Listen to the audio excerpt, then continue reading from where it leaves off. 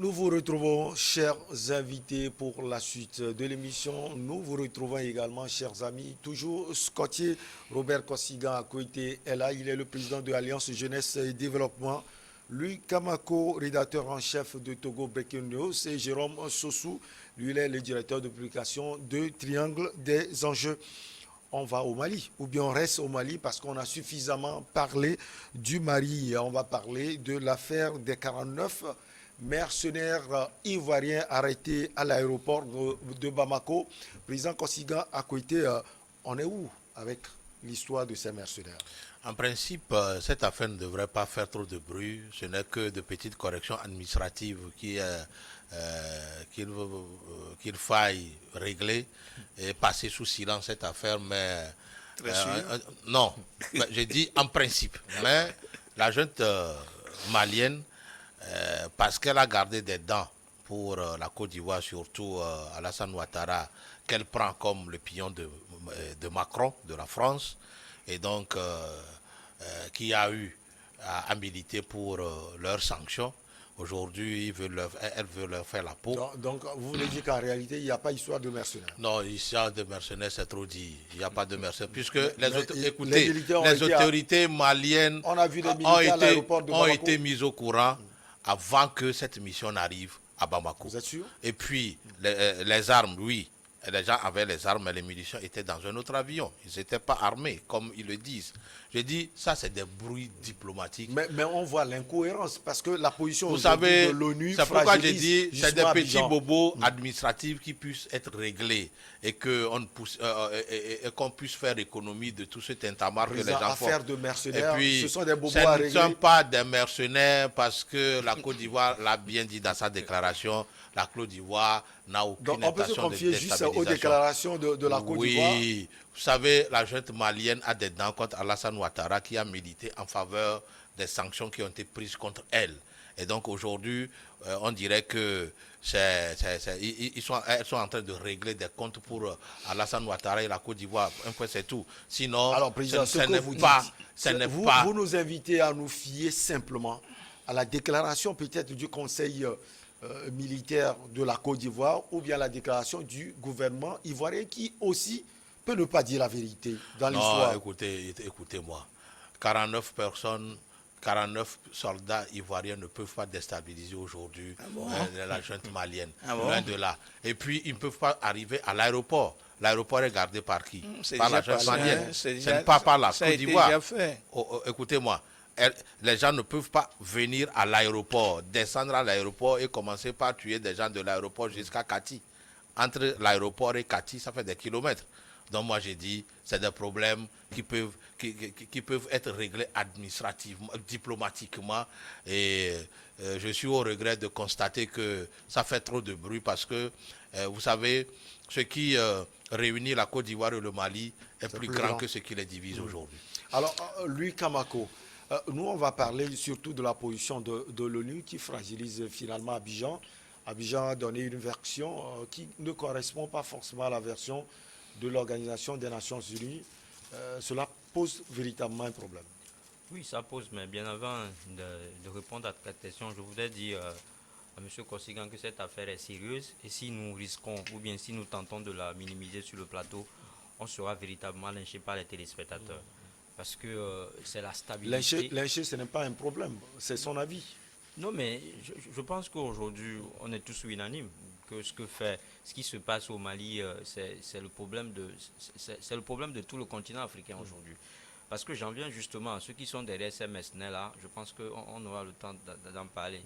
Ce que je dis, c'est que les relations entre Bamako et Abidjan sont toujours froides depuis la prise du pouvoir par Assimi Goïta. On a vu la position de Alassane Ouattara vis-à-vis de son homologue. On a vu également combien de fois il a pesé lourd dans la balance pour la prise des sanctions contre le Mali. Est-ce qu'il est obligé de soutenir le président Assimi Goïta? Non, il n'est pas obligé de soutenir, surtout que nous condamnons tous un coup d'État. C'est à partir des principes de la CEDEAO. Les principes de la CEDEAO. Donc, c'est quand c'est rien qu'on les respecte. Si on devait respecter les principes de la CEDEAO, je ne pense pas qu'Alassane Ouattara même sera président maintenant, parce qu'il remplit pour un troisième mandat qui, en réalité, est est légale, mais qui est illégitime. Ah, vous avez dit c'est légal. Légal. Parce que Alassane Ouattara a fait ce troisième mandat. Ouais, il a rendu n'est légal, pas parti le faire il a comme rendu ça. illégal in Voilà. extremis en se basant sur le Parlement qui est acquis Voilà. à sa cause. Voilà. C'est aussi ça le problème de nos États africains. C'est-à-dire qu'on a des assemblées en fait uniques, c'est-à-dire que des assemblées monocolores, quoi. C'est-à-dire que des assemblées qui en réalité qui roulent, qui sont juste là, qui sont devenues des caisses d'enregistrement. Je dis caisses d'enregistrement parce qu'ils sont là. Tous les tests. Est-ce que c'est le problème du pouvoir en place? Comment ces députés sont là, ils sont élus, ils sont élus. Allez sur le sujet, allez sur le sujet. On va en venir. C'est-à-dire que sans lien, ce qu'on dit, sans lien. Oui, allez-y. Parce que c'est le pouvoir, c'est lui, il a la même mise du tout. Et donc, il essaie juste de tout mettre en place pour qu'il ait une assemblée qui, justement, est acquis à sa cause. C'est-à-dire qu'il a la majorité au Parlement. Dans tous les cas, tous les pouvoirs ont toujours voulu une assemblée nationale acquise. Oui. Non, mais ça, c'est le vœu. C'est un vœu pieux pour tous les politiques. Même un opposant. Je cite par exemple l'exemple de Charles Blé Goudé. Charles Blé Goudé, le jour où sera, ou bien à la prochaine législature, il va vouloir avoir la majorité au Parlement. Voilà. C'est ça, parce que tout se passe au Parlement pour des États qui aspirent à devenir démocratiques. Donc, on revient sur les mercenaires. On revient sur les mercenaires. Donc, moi, je dis... Pour Kosiga, ce ne sont pas des mercenaires. Non, ce sont des mercenaires. D'autant plus que l'ONU ne reconnaît pas leur appartenance à l'amunissement. Et l'ONU l'a dit clairement qu'il ne reconnaît pas, en fait, elle ne reconnaît pas ces soldats, ou bien ces militaires abidanais, ou bien ces militaires ivoiriens.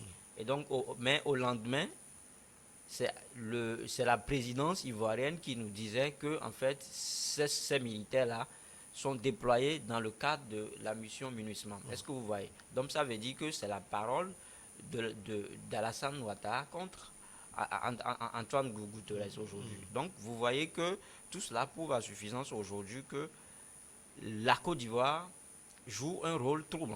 Vous m'excusez, joue un rôle trouble. C'est pas trop vite de tirer cette conclusion. Quelle est la mission de ces mercenaires-là? Dans tous les cas, la justice est en train de faire son travail. Oui, mais voyons aussi l'actualité avec l'œil de journalistes que nous sommes des leaders d'opinion. Quelle est la mission à confier à ces 49 mercenaires? Si c'est pour aider le Mali à sortir de la crise, je pense qu'ils devaient informer la junte malienne. Parce que moi, je l'ai toujours dit, tout ce qui est fait pour moi, sans moi, est contre moi. Si vous voulez aider les Maliens, la moindre des choses, c'est d'informer la junte malienne que nous vous envoyons des militaires qui viendront. Au même moment, quand on revient sur la position de Kosiga à côté, vous pensez que les gens quittent Abidjan et vont vers Bamako sans avoir signalé cela aux autorités maliennes?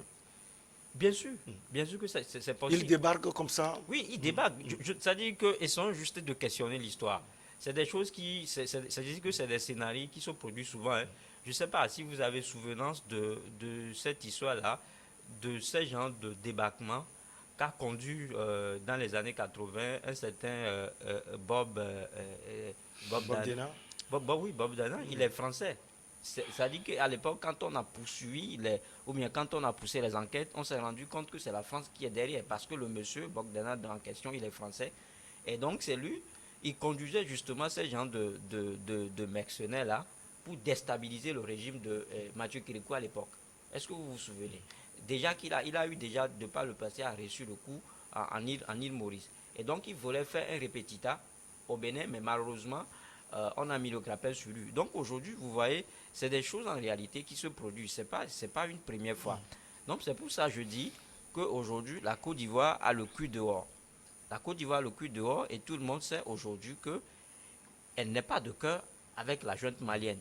Et quand vous analysez tout, et ce que je vais vous dire, c'est à prendre au sérieux parce que aujourd'hui, l'homme fort de la Côte d'Ivoire et dont personne ne parle, c'est un certain Téné Ibrahima Ouattara, le potentiel successeur d'Alassane Ouattara. Ça, ce sont des rumeurs de réseaux sociaux. Je savais, je m'attendais justement à non, moi je ne me fie pas aux rumeurs de réseaux sociaux. S'il est élu président, il saurait que c'est le président de la République. Je ne le dis pas comme ça tout. C'est-à-dire que c'est une info. C'est-à-dire j'ai fait des recherches pour y arriver. Tenez-moi ça, il souffle que je te dise que c'est en réalité c'est lui qui est derrière tout ça. C'est vrai qu'aujourd'hui quand ça se passe, tous les regards sont tournés vers le président parce que c'est lui le premier homme fort c'est lui qui dirige la magistrature suprême et aujourd'hui on pense que c'est Alassane Ouattara qui est derrière. Mais vous avez ce monsieur-là. Je vais revenir vers vous, puisque c'est son jeune frère, ministre de la Défense. Peut-être que vous avez des éléments pour nous éclairer. Mais on va interroger également Jérôme Sessou, parce que quand vous dites que... Avant de remettre la parole à Jérôme, c'est juste pour dire que le monsieur en question aujourd'hui, c'est lui le potentiel successeur d'Alassane Ouattara. Ça, je te le dis. Et tu me donneras raison par la suite. Ah, oui, Jérôme Sessou. Non, il faut dire tout simplement que Alassane Ouattara est surpris ou est pris la main dans le sac.